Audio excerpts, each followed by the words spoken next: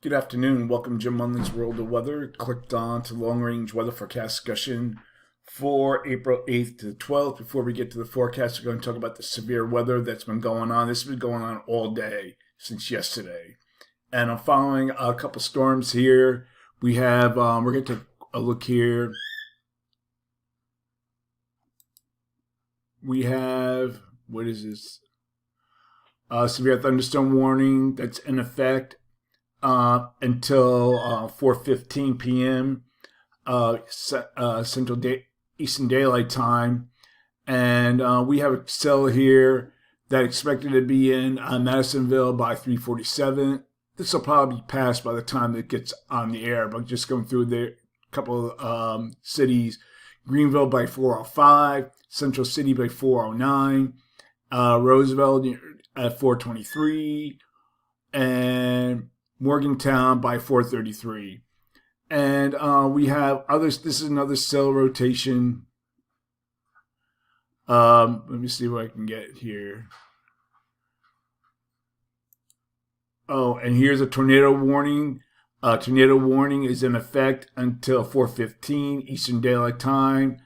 And we'll try to see if we can read the whole warning. Okay, here's the activation. This is severe thunderstorm warning in effect for central Spencer County and southwestern Indiana until 3:15 Central Daylight Time. And at 2:49 p.m. Central Daylight Time, severe thunderstorms capable of producing both tornadoes and extensive straight line wind damage were located near Crisney or 8 miles northeast of Rockport, moving east at 50 miles per hour. So this is just still a dangerous situation that's going on in the Midwest, like I said, since last night and today. I think this is another one. Let me see. We have the severe thunderstorm watch in effect until, 12 a.m. Central Daylight Time. And I don't know if we have any other tornado. Oh, here. Here's a local storm report that there was a tornado that possibly touched down 2 miles east of Aurora, and this is in Trigg, Kentucky, and the magnitude was put at 0, and this came from law enforcement. So it's still a lot going on here. We have severe thunderstorm watch in effect until, what time is it in effect till? Until 12 a.m. Central Daylight Time. So there's a lot of stuff going on here that's still occurring. Now we're going to look at other maps. Let me see if I can get it. All right, here is the NATOcast. This is for the most severe winds will occur here, and then we look here. This is where we're expecting tornado activity, where the greatest threat of tornadoes would be. All right. Now, another model we're going to look at, this is the GFS. Let's see if we get. This is where the most unstable, this significant tornado threat. And we'll take a look here. It doesn't show much tornado activity. And then this is where supercells will be possibly occurring. And then this is the GFS most unstable, where the most unstable air mass will be. So it's generally centered. Let me get here.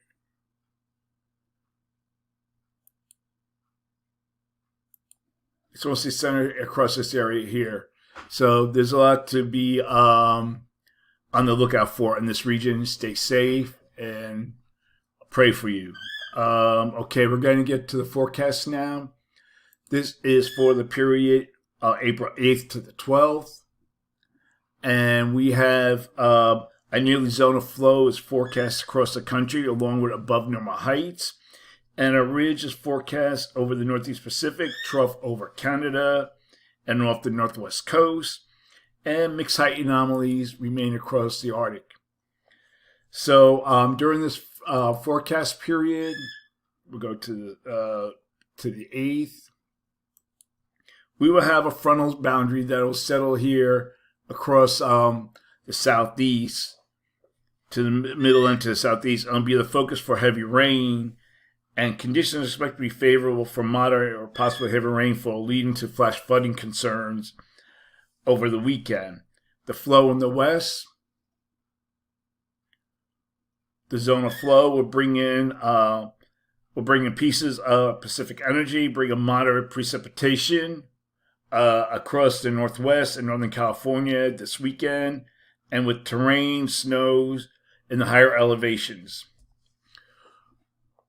Okay, we're going to look at the period for April 13th to the 17th.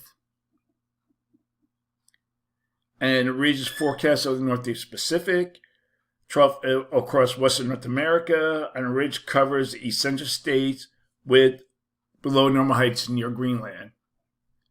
So we have a ridge here. So models get agreement with that. So for this forecast period, I'm calling for, it just didn't click the first time. Calling for below normal temperatures here, and I'm calling for anomalies near 2 degrees below normal, above normal temperatures here, with the anomalies of 2 to 4 degrees, maybe close to 6 degrees across this area here. And for precipitation, calling for below normal precipitation for this region, probability of occurrence is 35%. Now we're going to look at the period for April 18th to the 22nd. And little overall change is expected. You see we still have this ridge here, trough ridge configuration, almost a zone of flow here across east central states.